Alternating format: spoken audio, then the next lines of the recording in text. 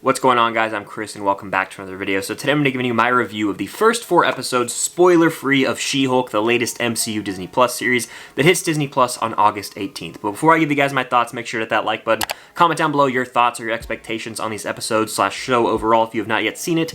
Make sure to subscribe and hit that notification bell so I'm starting any future reviews like this one. So heading into She-Hulk, I was pretty excited because we're getting 9 episodes instead of 6, which has kind of been the common MCU Disney Plus template as of late. They've been marketing the show as essentially a cameo fest as we get all these appearances in the trailers, and even a moment in the trailer with the fourth wall break acknowledging the fact that we have cameos. So having seen the first 4 episodes, how am I feeling?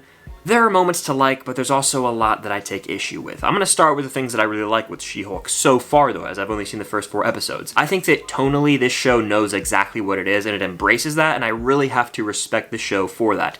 As you all probably know, there's a ton of fourth wall breaks in the show where Jennifer Walters will look at the camera and basically treat the audience like an actual character in the show. It feels very Deadpool, so if you guys have seen Deadpool and like that style of humor, this will probably be right up your alley. But I also like how self-aware the show is, because that goes kind of hand in hand. There are moments where Jennifer Walters will acknowledge Twitter and the current MCU fandom, and it was very self-aware and understanding of the audience of the show, and so I really had to respect that, especially in the world with super theorizing for Marvel. The show is like, alright, let's have some fun with our audience that we know theorizes the hell out of everything, and I definitely admired it for that. Also, when it comes to Jennifer Walters as the lead in this show, she's very quippy and pretty likable. She's very funny, she's got a lot of charm to her, and I think that's something you want in a lead character in a new show like this where She-Hulk is the headliner. She is a character you can definitely get behind, and she has her moments to shine. Also, as the marketing for the show leads on, there are cameos in the show, and Jennifer Walters is even aware of that. She definitely references the fact that the audience loves Wong, and honestly, Wong is the highlight of the show for me so far. He's been in a few of the episodes that I've seen.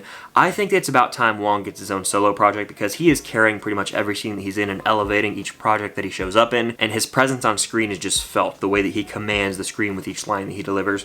Wong steals the show for sure so far. And something that's been lacking in Phase 4 so far is the absence of feeling like the projects are in the actual MCU that we know and love, and this makes direct references to Phases 1 through 3 with characters that we know and definitely love, and so I really admired the fact that it was like feeling as though I was watching something in the MCU that acknowledges the past that is built up to the point where we are right now. The dynamic between Bruce Banner and Jennifer Walters is also a highlight for me early on in the show, as we get to see this weird Hulk family dynamic, and I think a really neat part about this show is the fact that it almost feels like each episode there's a new kind of crime that takes place involving a superhero, and Jennifer Walters has to be on the case to solve it, much like those network TV shows from back in the day where there would be a crime that happens and then like Hawaii Five-0 or whoever would have to go and solve it. That's what it felt like, while also looking at the big picture of the show. So while the show definitely provides entertainment and has a lot of moments that I enjoy, I cannot deny the fact that 90% of the time I was just not laughing. I pretty much had a straight face through a lot of these episodes.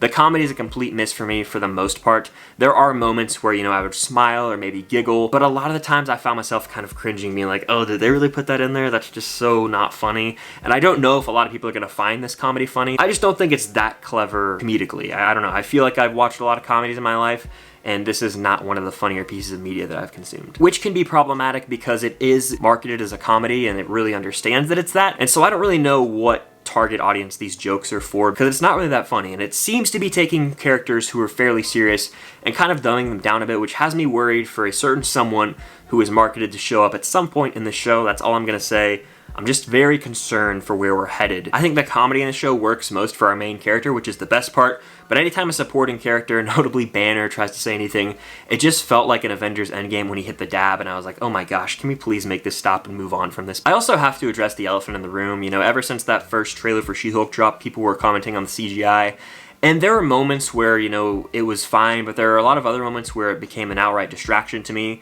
watching her hair kind of wave. And I know there's the whole issue going on with Marvel VFX artists, so I don't want to sit here and beat a dead horse, but it is kind of noticeable at times. Not even just on She-Hulk herself, but like the bad green screen in these Disney Plus shows. It feels like every single Marvel project that goes on Disney Plus is put in this machine, and it has to look the exact same, and I just wish there was like a creative difference, kind of like how the show Andor is going to look more realistic, like street level Star Wars. I wish that we got a Marvel Disney Plus show that felt real from a visual perspective. Aesthetically, again, this show just falls into the same template of everything we've seen, and there are moments where the CGI is just really distracting. We'll get like an establishing shot of this prison and it just looks so fake, and that's not something that you want in a Disney Plus show. I wish that they just maybe put a little more care or even budget into some of these things. And as I've seen the first 4 episodes and I'm almost halfway through the show, I'm a little curious to see how this show can wrap up with the shorter runtimes, because we have about 28-minute long episodes, so they're more like 24 minutes once the credits start to roll. And we do get a post-credit scene every time so far, which I thought was awesome, and you know, feels like it's going the Peacemaker route with that. If you know, you know.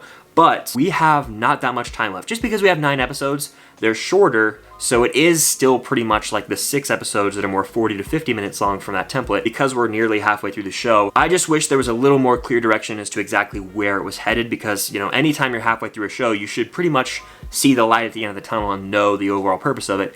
And while we are getting fun little anecdotes each week where Jennifer Walters has to solve a case, and there are moments that make you laugh and simultaneously moments that make you cringe, I just wish that we could see where the show itself, as a 9-episode structure, was headed. I have to give credit to the show for kind of subverting our expectations involving certain characters, though I won't say anything, but it's pretty clear that like Jennifer Walters is the main character of the show, and I was wondering if that would be the case or not, but no. They assert that pretty quickly, and while there will be cameos, the spotlight is still on her. So having seen 4 episodes of She-Hulk, I was pretty entertained, but also kind of found myself checking out at the same time. It's a weird feeling because I want to love these Marvel Disney Plus shows, but right now I still have the same taste in my mouth as I did with every single one of them, and I'm still waiting for one to creatively stand out in a crowd of Marvel TV shows and really cement itself as the best and just original, because so far I feel like they're all visually the same and follow kind of a similar story template, so I'm just waiting for one to break free from that mold. This one in particular I think is highly cringe at times, which is unfortunate, but I still really like Jennifer Walters as a lead character, and I think that she is compelling enough, and I think a lot of people will resonate with this show. For me, it's a fine time. I'm not dying to see where we're headed. Through 4 episodes, She-Hulk is just fine, and that's okay. It's not blowing me away, it's not terrible, it's just alright so far, and that's pretty much been the case with most of these shows, so my expectations have been met, I guess. But what are your expectations for She-Hulk? Let me know in the comments down below. What are your thoughts if you have seen the episodes at the time of watching this? Make sure to hit that like button, subscribe, and hit that notification bell so you don't miss out on any future videos about She-Hulk and Marvel. Thank you guys so much for watching, and until next time, I'll see you guys later.